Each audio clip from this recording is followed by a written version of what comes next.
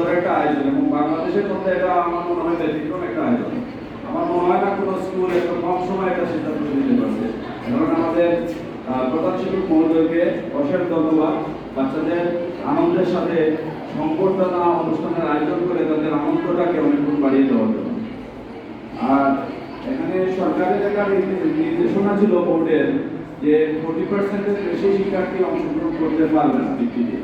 আমার মনে হয় আমাদের এখানে যদি শতভাগ শিক্ষার্থী অংশগ্রহণ করার সুযোগ থাকতো, আমাদের ফলাফলটা হয়তো অনেক বেশি হতো, এবং আমাদের মেয়েদের যে আগ্রহ ছিল, সবাই রেজিস্ট্রেশন করতে ইচ্ছুক ছিল। আমার কষ্ট লাগছে আমরা সবাইকে অংশগ্রহণ করার সুযোগ দিতে পারি। তারপরেও যারা অংশগ্রহণ করেছে তারা সফলতার সমক দেখিয়েছে।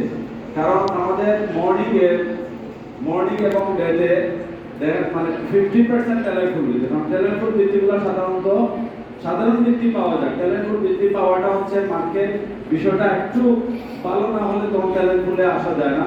তো আমাদের মেয়েরা তাদের মেধা সাক্ষ্য রেখেছে, এবং 50% শিক্ষার্থী আমাদের হচ্ছে ট্যালেন্টফুল বৃত্তি পেয়েছে, এবং সাধারণ বৃত্তি পেয়েছে অর্ধেক।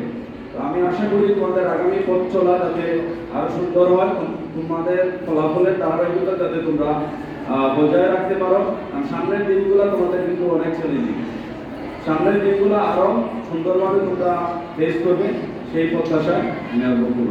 ধন্যবাদ।